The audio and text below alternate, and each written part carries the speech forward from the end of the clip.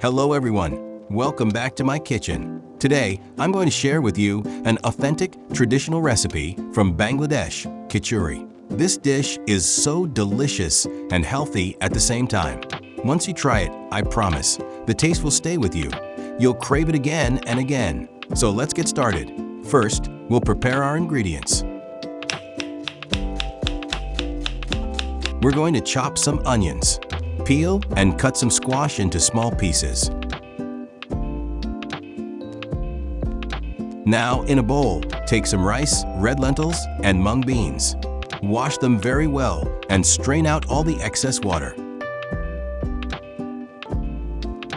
In another bowl, take some split yellow peas, add warm water, and let them soak for at least 2 hours. This soaking will help the yellow peas cook faster and become soft when we cook everything together. After 2 hours, heat some oil in a large cooking pot.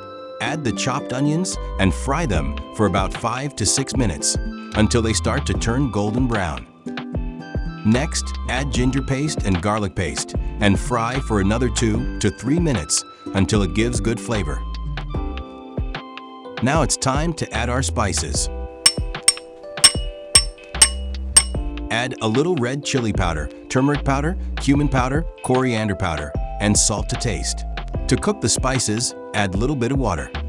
Then, add a few whole spices, some cardamoms, cloves, and a small piece of cinnamon stick. Finally, add a few split green chilies for that authentic Bangladeshi aroma. Cook this spice mixture for about 5 minutes, stirring continuously so it doesn't burn. Once it's nicely cooked, add the squash pieces and the soaked yellow peas. Now pour in some water, cover the pot, and let it cook for about 30 minutes until the peas and squash are soft and well cooked. After 30 minutes, turn off the stove and set this mixture aside. Now, in another pot, heat some oil. Add the washed rice, red lentil, and mung bean mixture. Fry it gently for 3 to 4 minutes to bring out a nutty flavor. After that, add the cooked squash and yellow pea mixture to the pot.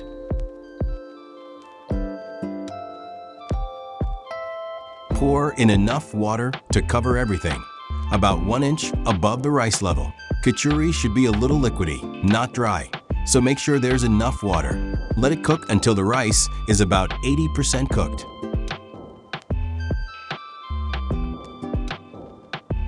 Once it reaches that stage, cover it again and cook on low heat for another 20 minutes.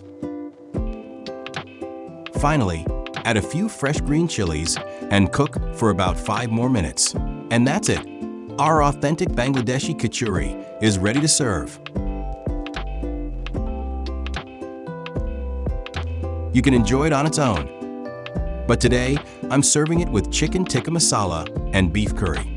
If you'd like to learn how to make these delicious dishes, check out both of those recipes on my channel. I've shared them step by step. Thank you so much for watching. If you enjoyed this recipe, don't forget to like, comment, and subscribe to my channel for more authentic Bangladeshi recipes. See you next time. Happy cooking!